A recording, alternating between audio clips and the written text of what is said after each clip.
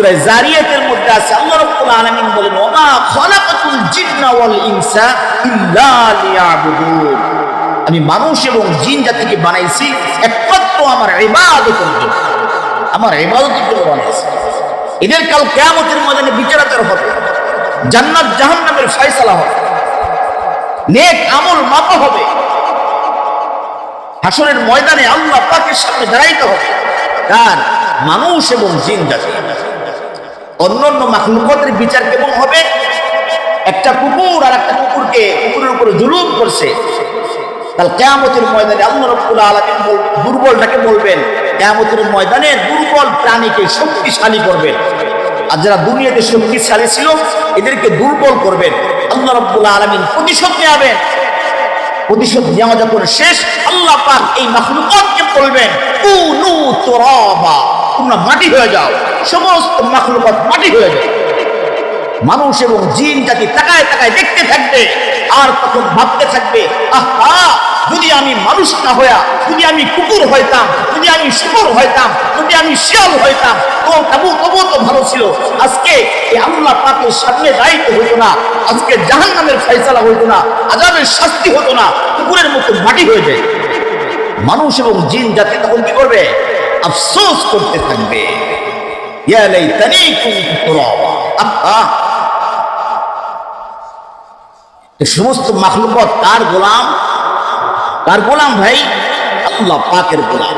আল্লাহ পাকের হুকুম ছাড়া কোনো কিছু তারা করে না। হুকুম 100% পালন। এই কথাটা কেন বললাম?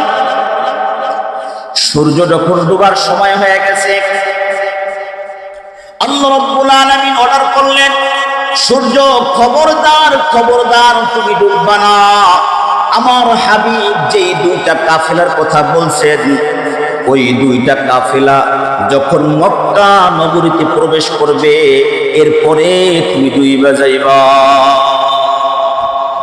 আল্লাহু আকবার। সব আল্লাহ পাকের গোলাম। সূর্য আর ডোবে না, সূর্য স্থির হয়ে আছে। আবু জাহেল, উতবা সাহেবের দল এদিকে তাকায়, আমার পথের দিকে তাকায়, তাকায় দেখে সূর্য আর ডোবে না, তাকায় রয়েছে কাফেলার দিকে। অল্প সময়ের মধ্যে কাফেলা যখন ঢুকলো, ঢোকার সাথে সাথে মক্কা নগরীর মধ্যে যখন ওই দুইটা কাফেলা প্রবেশ করলো, আল্লাহ পাকের হুকুমে সূর্য আস্তে করে ডুবে গেল। আসসালামু আলাইকুম ওয়া রাহমাতুল্লাহি ওয়া বারাকাতুহু।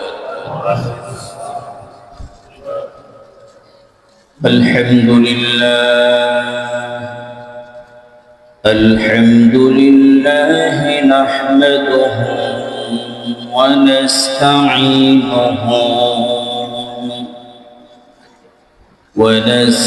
ونستغفره ونؤمن به ونتوكل عليه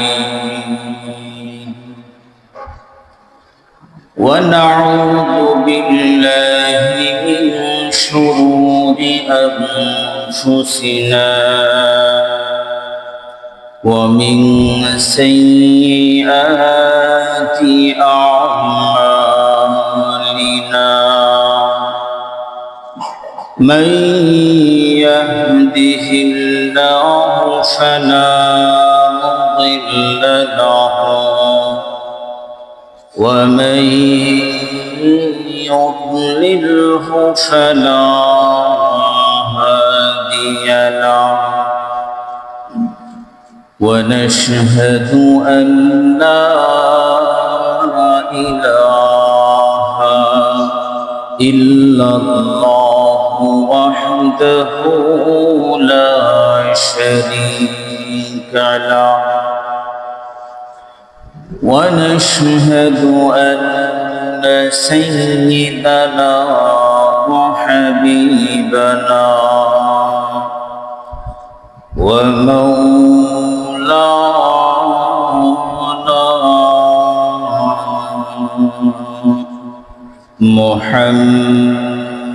محمدا عبده ورسوله. أما فقد قال الله تبارك وتعالى في كلامه المجيد وفرقانه الحميد. أعوذ بالله من الشيطان الرجيم. بسم الله الرحمن الرحيم. وما ينطق عن الهوى إن هو إلا وحي يوحى. وقال النبي صلى الله عليه وسلم فجل الله لي بيت المقدس فطفقت أخبرهم عن آياته وأنا أنظر أو كما قال عليه الصلاة والسلام. সকলেই দরুদ শরীফ পড়ি। اللهم صل على محمد وعلى آل محمد كما صليت على إبراهيم وعلى آل إبراهيم إنك حميد مجيد. اللهم بارك على محمد وعلى آل محمد كما باركت على إبراهيم وعلى آل إبراهيم إنك حميد مجيد. الحمد لله ثم الحمد لله. আল্লাহ পাকের দরবারে অসংখ্য অগণিত শুকর এবং সুজুদ যে আল্লাহ রাব্বুল আলামিন আমাদেরকে জুমার সালাত আদায় করবার জন্য তার ঘর মসজিদে এসে বসার তৌফিক দান করেছেন, এজন্য শুকরিয়া আদায় করি আলহামদুলিল্লাহ। শাবান মাস শুরু হয়েছে। প্রতিটা মুমিন ব্যক্তি দিন গুনতেছে। রমজানের আর মাত্র 29 দিন, আর মাত্র 28 দিন, আর মাত্র 27 দিন, এভাবে দিন গুনতেছে। রমজান মাসের অপেক্ষায় সমস্ত মুসলমানেরা। সাহাবায়ে কেরাম রাদিয়াল্লাহু তাআলা আনহুম শাবান শুরু হয়ে গেলে দিন গুনতেন। আল্লাহ রাব্বুল আলামিনের কাছে দোয়া করতেন রমজানের পরিপূর্ণ প্রস্তুতি নিতেন। রমজান মাসে আমল করার জন্য প্রস্তুতি আগের থেকেই নিতে হয়, পরিপূর্ণভাবে যাতে সমস্ত আমলগুলো করা যায়। ইফতারি, সাহারি, তারাবির সালাত, নফল নামাজ। আমাদের দেশের মানুষ রমজানে বেশি জাকাত দেয়, তো সমস্ত কাজগুলোকে ছোট করে নিয়ে আসা, রমজানের মধ্যে বেশি বেশি আমলের মাধ্যমে আল্লাহর সন্তুষ্টি অর্জন করার চেষ্টা করা। শাবান মাস যেহেতু শুরু হয়ে গেছে, বেশি বেশি আল্লাহ পাকের কাছে আমরা সবাই দোয়া করি যে ওগো আল্লাহ, তুমি আমাদের হায়াতের মধ্যে বরকত দান করো, রিজিকের মধ্যে বরকত দান করো। রমজান পর্যন্ত আমাদের হায়াতটা তুমি নিয়ে যাও আল্লাহ, এর আগে আমাদেরকে মৃত্যু দিও না। এভাবে আল্লাহ পাকের কাছে দোয়া করা, কান্নাকাটি করা। মুমিন ব্যক্তির সবথেকে পাওয়ারফুল জিনিস হচ্ছে দোয়া। দোয়ার মাধ্যমে অনেক কিছুই পরিবর্তন ঘটাইতে পারে।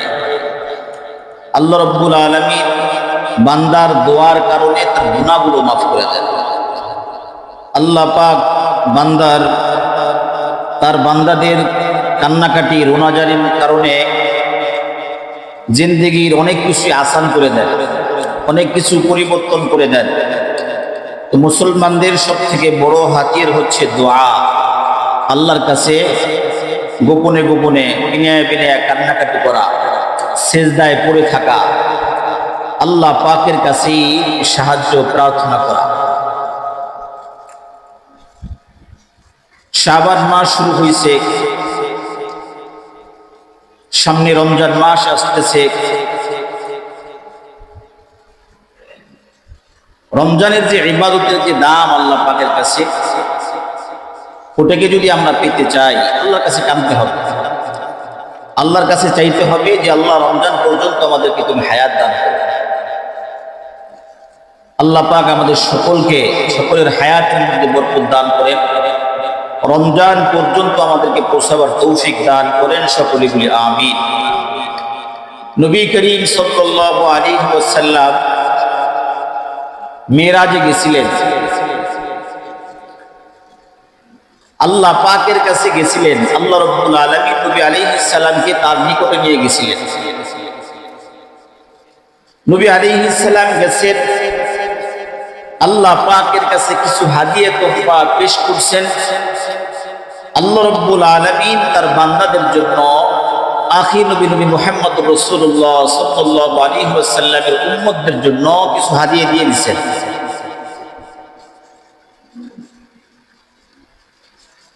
উম্মতের হাদিয়ার মধ্যে বড় একটা হাদিয়া হচ্ছে 50 ওয়াক্ত সালাত আল্লাহ রাব্বুল আলামিন আখির নবীর উম্মতদেরকে দান করছেন।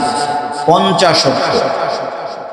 নবী আলাইহিস সালাম যখন হাদিয়া নিয়ে দুনিয়াতে আসতেছেন, ষষ্ঠ আসমানে হযরত মূসা আলাইহিস সালামের সাথে সাক্ষাৎ। নবী আলাইহিস সালাম মূসা আলাইহিস সালামের আকার আকৃতি এটাও বর্ণনা করেছেন যে মূসা আলাইহিস সালাম দেখতে কেমন ছিলেন। তো মূসা আলাইহিস সালামের কাছে যখন আসছেন, মূসা আলাইহিস সালাম জিজ্ঞেস করলেন যে আপনাকে কি হাদিয়া দেওয়া হলো? আল্লাহ পাকের কাছে যে গেলেন, আল্লাহ পাক আপনাকে কি হাদিয়া দিলেন? নবী আলাইহিস সালাম বললেন যে আমাকে 50 ওয়াক্ত নামাজ সালাত আল্লাহ পাক হাদিয়া দিয়েছে। মূসা আলাইহিস সালাম সর্বনাশ, 50 ওয়াক্ত! তাড়াতাড়ি যান, আল্লাহর কাছে আবার দৌড়ে যান, তাড়াতাড়ি যায় নামাজ কমাই নিয়ে এসেন। কারণ আমার খুব অভিজ্ঞতা আছে, বনি ইসরাইলের জন্য যেভাবে 2টা ওয়াক্ত নামাজ ছিল, এই পরে নাই 50 ওয়াক্ত। নবী আলাইহিস সালাম গেছেন, আল্লাহ পাক 10 ওয়াক্ত কমাই দিয়েছেন। মূসা আলাইহিস সালামের কাছে আসছেন, মূসা আলাইহিস সালাম আবার পাঠাইছেন। 10 করে করতে করতে শেষে আর 10 ওয়াক্ত আছে। মূসা আলাইহিস সালাম আবার যান, নবী আলাইহিস সালাম আবার গেছে। নামাজ কমতে কমতে 5 ওয়াক্ত আসলো। কয় ওয়াক্ত? 5 ওয়াক্ত আসলো। আল্লাহ রাব্বুল আলামিন বলেন, আমার হাবিব আপনার উম্মতের জন্য 50 ওয়াক্ত নামাজ আমি ফরজ করলাম। কমাইতে কমাইতে এখন 5 ওয়াক্ত নামাজ। ও আমার হাবিব, আপনি শুনে রাখেন, আপনার উম্মতেরা 5 ওয়াক্ত নামাজ যদি আদায় করে, আমি রব 50 ওয়াক্ত নামাজ আদায় করার সওয়াব দিয়ে দিব। আল্লাহ পাক বলেন, ঠিক আছে যান, 5 ওয়াক্ত নিয়ে যান, কিন্তু আমি যে রব, আমার কথার কোনো পরিবর্তন হয় না। আল্লাহ পাক বলেন লা তাবদীলা লিকালিমাতিল্লাহ, রবের কথার কোনো কি নাই, পরিবর্তন নাই। 50 ওয়াক্ত দিছি, কমাইতে কমাইতে এখন 5 ওয়াক্ত, অসুবিধা নাই। আপনার উম্মত দিনে 5 ওয়াক্ত নামাজ পড়বে, সব পাবে কয় ওয়াক্তের? 50 ওয়াক্তের সব পাবে। আল্লাহু আকবার। এটা আখির নবীর উম্মতের জন্য একটা বড় তোহফা। নবী আলাইহিস সালাম তো মিরাজে গেছেন, সাহাবায়ে কেরাম রাদিয়াল্লাহু তাআলা আনহুদের মধ্যে মতরক্য আছে। কোন কোন সাহাবী বলছেন আল্লাহ পাকের সাথে নবী আলাইহিস সালামের কথাবার্তা সরাসরি সাক্ষাৎ হয়েছে। কেউ কেউ বলছেন সাক্ষাৎ হয় নাই, কথা ছিল। এই নিয়ে অনেক মতরক্য। তো মতরক্যর মধ্যে আমার যাওয়ার দরকার নেই। আল্লাহ রাব্বুল আলামিন আরশ আজিম এটাই কিনেছেন, নবী আলাইহিস সালামের সাথে কথাবার্তা বলছেন। কেউ বলছেন সাক্ষাৎ করছেন সরাসরি, কেউ বলছেন করে নাই। সাহাবীদের মধ্যে মতনক্য।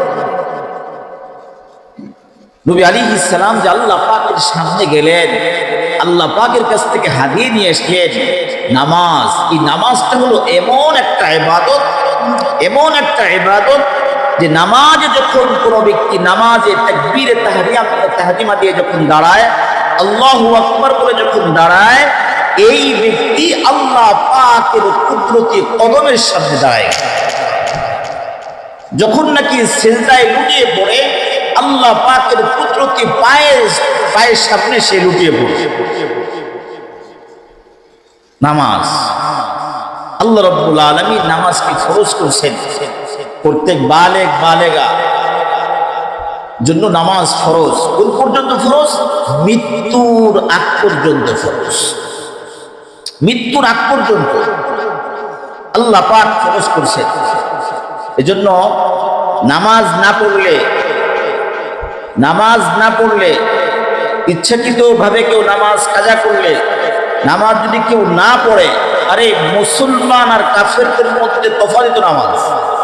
আজান হয়ে গেছে, মুসলমান মসজিদের দিকে যাবে, অমুসলিমরা বসে থাকবে, অন্য কাজ করবে। কিন্তু মুসলমান আর কাফেরদের মধ্যে তফাৎ হলো নামাজ। নামাজের মধ্যেই তফাৎ। নামাজ পড়ার জন্য মানুষ মুসলমান না মসজিদে চলে আসবে। আল্লাহ রাব্বুল আলামিন নামাজকে ফরজ করছেন। নবী আলাইহিস সালাম হাদিয়া নিয়ে আসতেছেন। রাতের অল্প সময়ের মধ্যে আল্লাহ রাব্বুল আলামিন বলেন সুবহানাল্লাযী আসরা বি'আবদিহি লাইলান মিনাল মাসজিদিল হারাম ইলাল মাসজিদিল আকসা আল্লাযী বারাকনা হাওলাহু লিনুরিয়াহু মিন আয়াতিনা। আল্লাহ রাব্বুল আলামিন বলেন, আমি আমার হাবিবকে আমার অনেক নিদর্শনগুলো দেখানোর জন্য নিয়ে গেছি। আল্লাহ পাকে অনেক নিদর্শন আল্লাহ পাক দেখাইছে। এর মধ্যে আল্লাহ পাকের সাথে সাক্ষাৎ হয়েছে। এর মধ্যে নবী আলাইহিস সালামকে জান্নাত জাহান্নাম দেখানো হয়েছে, 7 আসমান দেখানো হয়েছে, বাইতুল মামুর দেখানো হয়েছে, সিদরাতুল মুনতাহা নবী আলাইহিস সালাম সেখানে উঠছে। আল্লাহু আকবার। আল্লাহ রাব্বুল আলামিন নবী আলাইহিস সালামকে দেখাইছে। হাদিয়া তোহফা নিয়ে যখন আসতেছে, চলে আসলেন কাবার চত্বরে ফজরের আগেই। ফজরের নামাজের পরে নবী আলাইহিস সালাম বসে আছেন।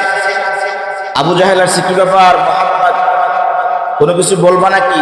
আজকে তোমার কোনো এরকম অলৌকিক কোনো ঘটনা ঘটছে নাকি?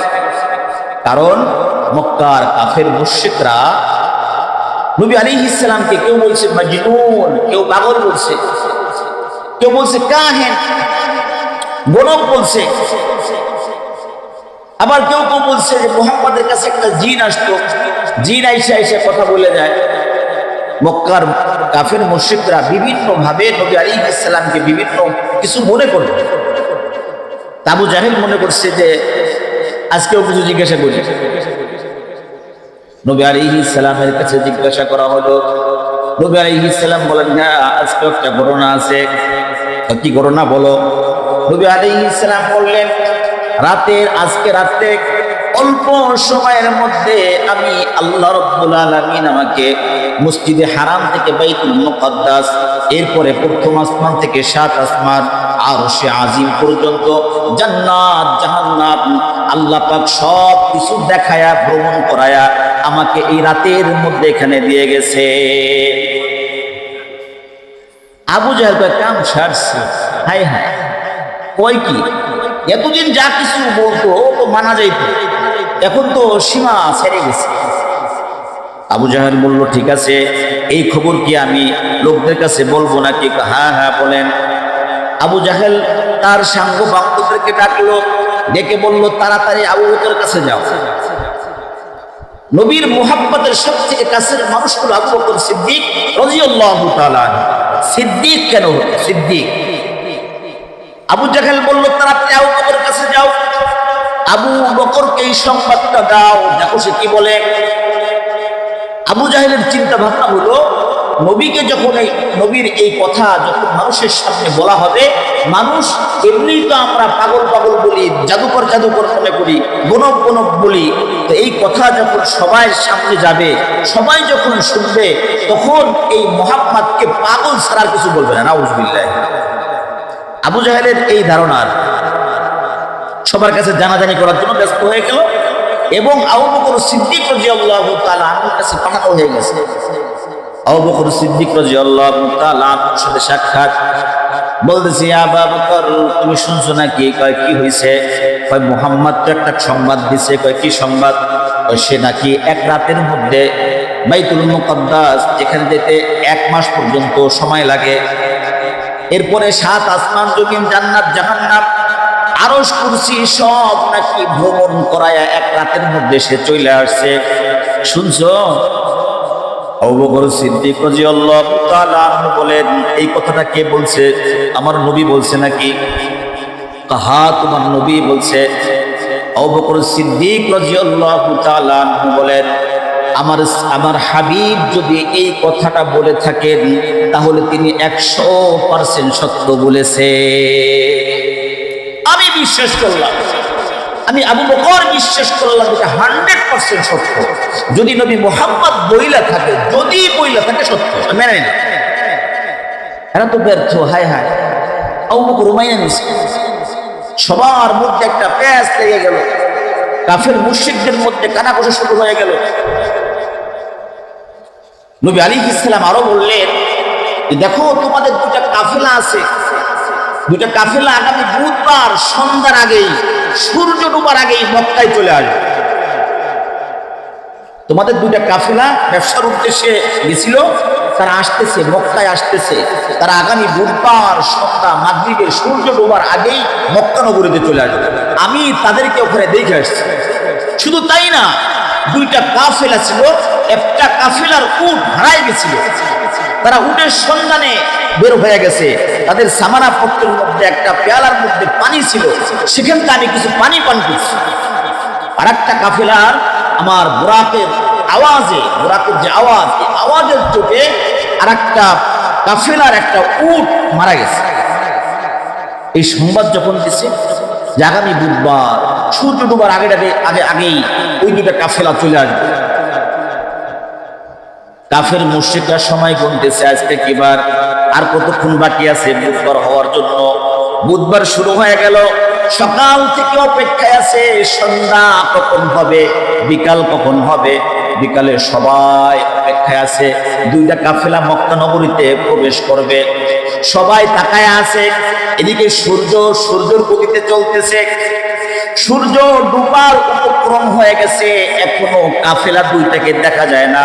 নবী আলাইহিস সালাম বিচলিত হয়ে গেলেন, আল্লাহ পাকের কাছে বললেন, ওগো আল্লাহ, আমি তো বইলা ফেলছি সূর্য ডুবার আগেই ওই 2 কাফেলা চলে আসবে। আবু জাহেলের দল একবার এই কাফেলার দিকে তাকায় আছে, রাস্তার দিকে তাকায় আছে, আর একবার সূর্যের দিকে তাকায়, একবার এদিকে তাকায়, আর একবার সূর্যের দিকে তাকায়। দেখে যে সূর্য ডুবতেছে, ডোবা ডোবা ভাব হয়ে গেছে, কাফেলা এখনো আসে না। কাফেরদের মনে হাসি, এখন তো মুহাম্মদ মিথ্যাবাদী হবে, মুহাম্মদ যে কথা বলছে এখন মিথ্যাবাদী হবে। এজন্য কাফের মুশরিকদের মুখে হাসি। নবী আলাইহিস সালাম আল্লাহ পাকের সাথে যোগাযোগ করতেছেন, কাফেলা এখনো ঢোকে না। আল্লাহ রাব্বুল আলামিন, আচ্ছা বলেন তো, এই সমস্ত কুল কায়নাতে যা কিছু আছে সব কিছু কার হুকুমে চলে? আরে আল্লাহর হুকুমে চলে। কার হুকুমে? নিঃসন্দেহে আল্লাহ পাকের হুকুমে চলে। এবং সমস্ত মাখলুকাত আল্লাহ পাকের গোলাম, জিন ইনসান সহ আল্লাহ পাকের গোলাম। কিন্তু সমস্ত মাখলুকাত আল্লাহ পাকের হুকুমকে 100% মানে। আর মানুষ আর জিন, এই দুইটার জাতি হলো কাফের। এই দুই জাতি হলো কাফের। আল্লাহ পাকের হুকুম ঠিকমতো আদায় করতে চায় না, আল্লাহ পাকের গোলামি ঠিকমতো করতে চায় না। মুখে স্বীকার যায়, কিন্তু কাজে কর্মে বেমিল মানুষ এবং জিন জাতি। এই জন্য সূরা জারিয়াতের মধ্যে আছে, আল্লাহ রাব্বুল আলামিন বলেন, ওমা খালাকাতুল জিন্না ওয়াল ইনসা ইল্লা লিয়াবুদুন। আমি মানুষ এবং জিন জাতিকে বানাইছি একমাত্র আমার ইবাদতের জন্য, আমার ইবাদতের জন্য বানাইছি। এদের কাল কিয়ামতের ময়দানে বিচারাচার হবে, জান্নাত জাহান্নামের ফয়সালা হবে, নেক আমল মাপা হবে, হাসরের ময়দানে আল্লাহ পাকের সামনে দাঁড়াইতে হবে। কার? মানুষ এবং জিন জাতি। অন্যান্য মাখলুকাতের বিচার কেমন হবে? একটা কুকুর আর একটা কুকুরের উপরে জুলুম করছে, কাল কিয়ামতের ময়দানে আল্লাহ রাব্বুল আলামিন দুর্বলটাকে বলবেন, কিয়ামতের ময়দানে দুর্বল প্রাণীকে শক্তিশালী করবেন। আর যারা দুনিয়াতে শক্তিশালী ছিল এদেরকে দুর্বল করবেন। আল্লাহ রাব্বুল আলামিন প্রতিশোধ নেবেন। প্রতিশোধ নেওয়া যখন শেষ, আল্লাহ পাক এই মাখলুকাতকে বলবেন, কুনু তুরাবা, তোমরা মাটি হয়ে যাও। সমস্ত মাখলুকাত মাটি হয়ে যায়। মানুষ এবং জিন জাতি তাকায় দেখতে থাকবে, আর তখন ভাবতে থাকবে, আহা, যদি আমি মানুষ না হইয়া, যদি আমি কুকুর হইতাম, যদি আমি শুকর হইতাম, যদি আমি শিয়াল হইতাম, তবু তো ভালো ছিল। আজকে এই আল্লাহ পাকের সামনে দাঁড়াইতে হতো না, আজকে জাহান্নামের ফয়সালা হতো না, আযাবের শাস্তি হতো না, কুকুরের মতো মাটি হয়ে যায়। মানুষ এবং জিন জাতি তখন কি করবে? আফসোস করতে থাকবে, ইয়া লাইতানি কুনতু তুরাবা। আহা, এই সমস্ত মাখলুকাত কার গোলাম? কার গোলাম ভাই? আল্লাহ পাকের গোলাম। আল্লাহ পাকের হুকুম ছাড়া কোনো কিছু তারা করে না। হুকুম 100% পালন। এই কথাটা কেন বললাম? সূর্য যখন ডুবার সময় হয়ে গেছে, আল্লাহ রাব্বুল আলামিন অর্ডার করলেন, সূর্য খবরদার, তুমি ডুববা না। আমার হাবিব যেই দুইটা কাফেলার কথা বলছেন, ওই দুইটা কাফেলা যখন মক্কা নগরীতে প্রবেশ করবে, এরপরে তুমি ডুইবা যাইবা। আল্লাহু আকবার। সব আল্লাহ পাকের গোলাম। সূর্য আর ডোবে না, সূর্য স্থির হয়ে আছে। আবু জাহেল, উতবা সাইবার দল এদিকে তাকায়, আবার পথের দিকে তাকায় দেখে সূর্য আর ডোবে না, তাকায় রয়েছে কাফেলার দিকে। অল্প সময়ের মধ্যে কাফেলা যখন ঢুকলো, ঢোকার সাথে সাথে মক্কা নগরীর মধ্যে যখন ওই দুইটা কাফেলা প্রবেশ করলো, আল্লাহ পাকের হুকুমে সূর্য আস্তে করে ডুবে গেল। আল্লাহ, আরো 2 বার বা 3 বার আল্লাহ পাক সূর্যকে এরকম ভাবে স্থির করে রাখছিলেন, 2 বার বা 3 বার। একটা হলো আমার নবী, আপনার নবী জনাবে মুহাম্মদুর রাসূলুল্লাহ সাল্লাল্লাহু আলাইহি ওয়াসাল্লামের জন্য এই যে কাফেরদের সাথে একটা কথাবার্তা হয়েছিল, এজন্য আল্লাহ রাব্বুল আলামিন সূর্যকে স্থির করে রাখছেন। ওই কাফেলা মক্কা নগরীতে ঢুকছে, এর পরে সূর্য ডুবে গেছে। দুইটা কাফেলা যখন আসছে, আসার পরে লোকজন জিজ্ঞাসা করতেছে, কি ব্যাপার? বিভিন্ন প্রকারের, অনেক লোকজনের বিভিন্ন প্রকারের কমেন্টস থাকে। কিছু মানুষ জিজ্ঞাসা করছে, কি ব্যাপার, তোমাদের নাকি উট হারাই গেছে? আবার কিছু মানুষ জিজ্ঞাসা করছে, তোমাদের নাকি একটা উট মারা গেছে। আরে কে বললো? কেন? মুহাম্মদ বলছে। কে বলছে? মুহাম্মদ বলছে। মুহাম্মদ নাকি এক রাতের মধ্যে বাইতুল মুকাদ্দাসের পরে 7 আসমান জান্নাত জাহান্নাম সব ভ্রমণ করে আসার সময় তোমাদের কাফেলার সাইডে আসতেছিল, তোমাদের একটা কাফেলার নাকি উট হারাই গেছে, তোমরা উট খুঁজতে জন্য বের হয়ে গেছো, তোমাদের পাত্রের মধ্যে যে পানি ছিল এই পানি মুহাম্মদ পান করে আসছে। ওই কাফেলার লোকজন বলছে, হ্যাঁ হ্যাঁ হ্যাঁ আমরা পানি রেখে গেছিলাম, আসলে আইসা থেকে পানি নাই, পানি রেখে খাইলো। আল্লাহু আকবার। নবী আলাইহিস সালাম পানি খাওয়ারও কারণ আছে। এই পানি যে পান করছেন কারণ হলো এই পানি পান করাটা কাফেরদের সামনে সাক্ষী হয়ে যাবে, পানি পান করা সাক্ষী হয়ে যাবে। আর এক কাফেলাকে জিজ্ঞেস করা, কি ব্যাপার, কোন একটা বিকট আওয়াজের কারণে তোমাদের একটা উট নাকি মারা গেছে? হ্যাঁ, বিকট একটা আওয়াজ হলো, এই আওয়াজ শুনে আমাদের একটা উট মারা গেছে। দুই কাফেলার কথোপকথন যখন শেষ হইল, উপস্থিত অনেক কাফের আর মুশরিকরা কালিমা পড়ে মুসলমান হয়ে গেছে। আল্লাহ, কালিমা পড়ে মুসলমান হয়ে গেছে। আবু জাহেল উতবা সাহেবেরা বলতেছে, হায় হায় রে, আরে মুহাম্মদ তো অনেক বড় জাদুকর, তো অনেক বড় জাদুকর, নাউজুবিল্লাহি মিন যালিক, অনেক বড় জাদুকর, সবকিছু ক্যাপচার করতে পারে। এভাবে যখন বক্তৃতা দিতেছে আবু জাহাল, তখন ওই উপস্থিত যারা মুসলমান হয়ে গেছে তারা বলছে যে, নেতা সাহেব, আচ্ছা আপনি এই সমস্ত সবকিছুকে আপনি বলবেন জাদু ইত্যাদি ইত্যাদি বলতে থাকবেন, কিন্তু সূর্য স্থির ছিল কেন? সূর্যটা কার কথায় স্থির ছিল? একমাত্র আল্লাহ পাকের কথায় সূর্য ছিল স্থির। আবু জাহাল আর কোনো উত্তর দিতে পারে না। মেরা দোস্ত, আল্লাহু আকবার। সমস্ত ক্ষমতার অধিকারী একমাত্র আল্লাহ, সমস্ত ক্ষমতার অধিকারী একমাত্র আল্লাহ। আল্লাহু আকবার। নবী আলাইহিস সালাম জান্নাত জাহান্নাম ভ্রমণ করছেন, দুনিয়াতে আসছেন। সাহাবায়ে কেরাম রাদিয়াল্লাহু তাআলা আনহুদের মধ্যে একজন সাহাবী ছিল বেলাল, হযরতে বেলাল রাদিয়াল্লাহু তাআলা। নবী আলাইহিস সালাম বেলালকে ডাক দিলেন, বেলাল এদিকে আসো। কি ব্যাপার বেলাল, তোমার এমন কি আমল আছে যে আমলটা আল্লাহ পাক এত পছন্দ করেছেন? আমাকে যখন জান্নাত দেখানো হলো, আমি বেলাল তোমার হাঁটার আওয়াজ আমি জান্নাতের মধ্যে শুনতে পাইছি। আল্লাহু আকবার। বেলাল রাদিয়াল্লাহু তাআলা জান্নাতের মধ্যে হাঁটতেছেন, এই হাঁটার আওয়াজ নবীর কানে আসছে। নবী আলাইহিস সালাম এসে জিজ্ঞেস করলেন, কি ব্যাপার বেলাল, কি এমন আমল তোমার? ইয়া রাসূলুল্লাহ, আমার তো আলাদা তেমন কোনো আমল নাই, তবে আমি যখন ওযু করি তখন সাথে সাথে 2 রাকাত নামাজ পড়ি। বেলাল রাদিয়াল্লাহু তাআলা ওযু করে 2 রাকাত নামাজ পড়তেন, বেশি বেশি নফল পড়তেন। এজন্য বেলাল রাদিয়াল্লাহু তাআলা আনহু যে হাঁটতেছেন কোথায়?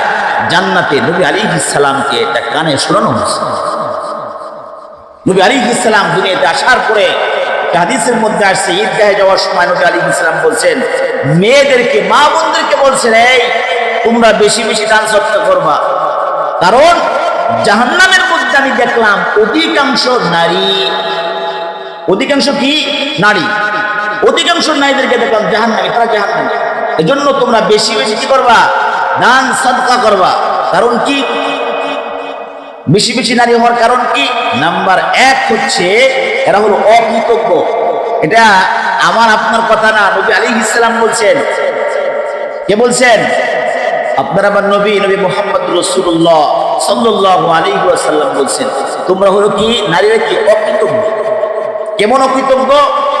বিবাহের পর থেকে নিয়ে 1 বছর 2 বছর 5 বছর 7 বছর একে লালন দেখাশোনা করা, আসবাবপত্র যখন যেটা লাগে সব দিতেছে, কোনো একবার যদি খালি 19-20 হয়, একবার যদি খালি 19-20 হয়, সব পিছনে যা কিছু করা হয়েছে সব শেষ। এই জীবনে কিছুই করো নাই, জীবনে কিছুই করো নাই। আল্লাহ মাফ করো। আর এরা হলো আর একটা বদগুণ হলো, এরা বেশি বেশি লানত করে মানুষ। কি করে? লানত করে, বদদোয়া করে, মানুষকে বেশি বেশি বদদোয়া করে। বিশেষ করে সন্তানদের উপরে যে বদদোয়া চালায়, কঠিন আকারে চালায় সন্তানদের উপরে। কিছু না কিছু হলেই বিভিন্ন প্রকারের বদদোয়া আমাদের মায়েরা বোনেরা করে থাকেন। এটা আসলে উচিত না। কারণ পিতা মাতার দোয়া বদদোয়া আল্লাহ পাকের দরবারে কবুল হয়ে যায়। পিতা এবং মাতা দোয়া করলে কি হয়? কবুল হয়ে যায়। মায় বদদোয়া করছে, সন্তান অসুস্থ হয়ে পড়ছে, এরপর ওই মায়ে আবার কান্দে, মার খবরই নাই যে মায়ের বদদোয়ার কারণে সন্তান অসুস্থ। এই 19 থেকে 20 হলেই বদদোয়ার একটা লিস্ট আছে, ছেড়ে দেয়। সন্তানের একটা সমস্যা, ঢাকা শহর হয়তো বা কম, গ্রাম থেকে দেখা যায় একটা সন্তানকে কোনো একটা 19-20 করছে, একদম বদদোয়া যত প্রকারের আছে সব করে দেয়। এগুলো করা যাবে না, কারণ পিতা মাতা দোয়া করলেও আল্লাহর কাছে কবুল, বদদোয়া করলেও আল্লাহর কাছে কবুল। এই জন্য তো আল্লাহ রাব্বুল আলামিন নবী আলাইহিস সালাম হাদিসের মধ্যে বলছেন, আল্লাহ রাব্বুল আলামিন কুরআনুল কারীমের মধ্যে 7 জায়গায় ঘোষণা করছেন ওয়াবিল ওয়ালিদাইনি ইহসানা ওয়াবিল ওয়ালিদাইনি হুসনা। আল্লাহ রাব্বুল আলামিন বলছেন আমার পরে পিতামাতার খিদমত করো, পিতামাতার সেবা করো, পিতামাতার মর্যাদার ব্যাপারে বলছেন। নবী আলাইহিস সালাম বলছেন প্রত্যেকটা সন্তানের জান্নাত হলো মায়ের পায়ের নিচে। নবী আলাইহিস সালাম অন্য হাদিসের মধ্যে বলছেন যে প্রত্যেকটা সন্তানের জন্য যদি তার পিতা সন্তুষ্টি হয় তো রব সন্তুষ্টি হবেন, যদি পিতা অসন্তুষ্টি হয় তবে রব অসন্তুষ্টি হয়ে যাবে। তাহলে পিতা মাতা যখন বদদোয়া করে, দোয়া করলেও আল্লাহর কাছে কবুল, বদদোয়া করলেও কি আল্লাহর কাছে কবুল। খবরদার বাচ্চাদের জন্য বদদোয়া করা যাবে না। যদি অতিরিক্ত রাগ হয়ে যায় দোয়া করে দিবে, কি করবো? রাগের সময় দোয়া করো, রাগের সময় দোয়া করো। আপনার রাগটা কি জন্য আসছে? সন্তানের বেউসুলি দেখেই তো আসছে। ওই সময় রাগ হয়ে দোয়া করবেন, আল্লাহ তোরে ভালো একজন হাফেজ বানায় দেবে, আল্লাহ তোরে একজন আলেম বানায় দেবে, আল্লাহ তোরে ধন সম্পদের মালিক বানায় দেবে। রাগের সময় সন্তানের জন্য কি করতে হবে? দোয়া করতে হবে। বদদোয়া করা যাবে। কেন করা যাবে না? কারণ বদদোয়া করলেও আল্লাহ কি করেন? কবুল করে নেন। এই জন্য সবসময় কি করতে হবে? দোয়া করতে হবে। নবী আলাইহিস সালাম মা বোনদেরকে বলছেন তোমরা বেশি বেশি সাদকা করো, কারণ জাহান্নামের মধ্যে দেখলাম অধিকাংশ কি নারী। দেখেন একটা হাদিস, নবী আলাইহিস সালাম একটা হাদিসের মধ্যে বলছেন যে যদি কোনো মা বোন 4টা কাজ করতে পারে, 4টা কাজ যদি করতে পারে, তাহলে এই মহিলা চাইলে যেই জান্নাতের যে 8টা দরজা, 8টা গেট, যেই গেট দিয়ে ঢুকতে যাবে সেই গেটেই ঢুকতে পারবে। এখন প্রথমে হলো সাল্লাত খামসাহা, 5 ওয়াক্ত নামাজ সময় মতো পড়তে হবে। 5 ওয়াক্ত নামাজ যে পড়বে সময় মতো পড়তে হবে। মা বোনদেরকে যে মেরাজ থেকে আসার পর যে হাদিসটি বললাম যে তোমরা বেশি বেশি দান সদকা করো, কেন? তোমাদের জাহান্নামের মধ্যে দেখছি অধিকাংশ কি নারী। কারণও আছে যে এই কারণে তোমরা জাহান্নামে। আবার অন্য হাদিসের মধ্যে আসছে যে 4টা আমল যদি তুমি করতে পারো তাহলে জান্নাতের যে কোনো গেট দিয়ে তুমি ঢুকতে চাও ঢুকতে পারবা। 1 নম্বর ইদা সাল্লাত খামসাহা, তুমি সময় মতো কি করবে? নামাজ আদায় করবে। ফজরের সময় নামাজ আদায়, জোহরেরটা মানে আজান আউয়াল ওয়াক্তি করতে হবে। জোহরের সময় আসর ঠেকান যাবে না, আসরটা মাগরিবটা এশাটা রাতে ঘুমাবার আগে, এরকম যেন না হয়। সময় মতো নামাজ পড়া। পুরুষরা নামাজ পড়বে মসজিদে জামাতের অপেক্ষা করবে যে জামাত কয়টায়, ওই কয়টায় এসে মসজিদে জামাতে নামাজ আদায় করবে। আর মা বোনরা পড়তে শুরু হবে তো নামাজ পড়ে নেবে। সব কাজ বাদ দিয়ে আগে নামাজ। ইদা সাল্লাত খামসাহা, যখন সময় মতো কি করবে? নামাজ পড়বে। সামাত শাহরাহা, রোজার মাসে রোজা, রমজানের কি রাখবে? রোজা রাখবে। রমজানের রোজা রাখবে। কয়টা আমল গেল? 2টা। ওয়া ইতাআত বালাহা, স্বামীর আনুগত্য করবে। এটা মারাত্মক অভাব বর্তমান জামানায়, মারাত্মক অভাব। আরে মা বোনদের উদ্দেশ্যে বলছি, তোমরা তো এটা তোমাদের জন্য কল্যাণকর। তুমি তোমার স্বামীর খেদমত করবা, আল্লাহ সন্তুষ্ট হবে। তুমি স্বামীকে সন্তুষ্ট করবা, তোমার রব সন্তুষ্ট হবে। তুমি স্বামীর খেদমত করবা, আল্লাহ তোমার উপরে খুশি হয়ে তুমি যা চাও সব দিবে। কেন তুমি করবা না?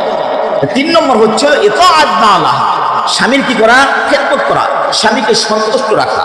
4 নম্বর ওয়া হাফিজাত ফারজাহা, এবং তুমি তোমার লজ্জা স্থানকে হেফাজত করবা। একমাত্র স্বামী ছাড়া বেগানা পুরুষের সাথে কথা বলবা না, কারণ তোমার আওয়াজটাও পর্দা, তোমার মুখের যে আওয়াজ এটাও পর্দা। কারোর সাথে কথা বলা যাবে না বেগানা পুরুষের সাথে। প্রয়োজন ছাড়া, প্রয়োজন হলে তো অনেক কিছুই, মরা গরু খাওয়ানো যায়, যখন কোথাও কোনো কিচ্ছু নাই, খাওয়ানোর কোনো কিচ্ছু নাই, একটা মরা গরু আছে, তো কতটুকু পরিমাণ খাওয়া যায়, যতটুকু পরিমাণ খাইলে জীবন বাঁচবে। তো যদি এরকম জরুরত হয় কথা বলা, সেক্ষেত্রে বলা, অন্যথায় এমনি এমনি খাতিরের জন্য কথাবার্তা না বলা, নিজেকে হেফাজত রাখা। যদি এই কাজগুলো তুমি করতে পারো, মা বোনরা যদি এই 4টা কাজ করতে পারে, তাহলে জান্নাতের 8টা গেট, যে কোনো একটা গেট দিয়ে সে প্রবেশ করতে পারে। মেরা দোস্ত, নবী আলাইহিস সালামের মেরাজ থেকে যে শিক্ষাগুলো আমরা পাইলাম, যা কিছু শুনলাম, এগুলো আল্লাহ পাক আমাদেরকে আমল করার তৌফিক দান করে। দেখেন, মৃত্যু কখন কার কিভাবে আসবে কেউ জানে না। আপনি আমি সুস্থ আছি, কখন অসুস্থ হয়ে পড়ি জানি না। আজকে হাঁটতেছি, কালকে প্যারালাইসিস হতেও পারে। মুখ দিয়ে কথা বলতেছি, জবান বন্ধ হতে পারে। কান দিয়ে শুনতেছি, কানে আর জীবনে শুনবো না। চোখ দিয়ে দেখতেছি, চোখে হয়তো আর কোনোদিন দেখবো না। হতে পারে, হতে পারে না? তার হাতে এগুলো সবই আল্লাহর হাতে, সবই আল্লাহর হাতে।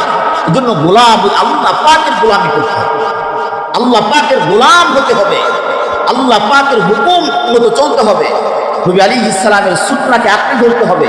যদি আপনি আমি এভাবে চলতে পারি, তাহলে সমস্ত মাখলুকাত আপনার আমার খাদেম হবে। মেরা দোস্ত, তওবা করি, আল্লাহ পাকের দিকে ফিরে আসি, কিন্তু গুনার জন্য আল্লাহর কাছে কান্নাকাটি করি। সামনে রমজান মাস আসতেছে, আল্লাহর কাছে বেশি বেশি দোয়া করি, আল্লাহুম্মা বারিক লানা ফি রজব ওয়া শাবান ওয়া বাল্লিগনা রমাদান। এই যে আরবিতে দোয়া যদি পারি আরবিতে পড়ি, বাংলায় পারলে বাংলায় পড়ি, যেভাবে পারি আল্লাহর কাছে কান্নাকাটি করি, গুনাহ ছেড়ে দেই, বেশি বেশি নফল ইবাদত করি। কারণ আপনার কোন ইবাদত কবুল হবে আপনি আমি জানি না। দান সদকা করতে হবে, নফল নামাজ পড়তে হবে, যাকাত দিতে হবে, হজ করতে হবে, মানুষের সাথে মিষ্টি ব্যবহার করতে হবে। কারণ আমার রব কোন আমলের ক্ষেত্রে আমাকে মাফ করবেন আমি জানি না। এজন্য প্রত্যেকটা আমল আমার করতে হবে। আল্লাহ রাব্বুল আলামিন আমাদের সকলকে বেশি বেশি নেক আমল করার তৌফিক দান করেন। সকলে বলে আমিন। ওয়া আখিরু দাওয়ানা আলহামদুলিল্লাহি রাব্বিল আলামিন।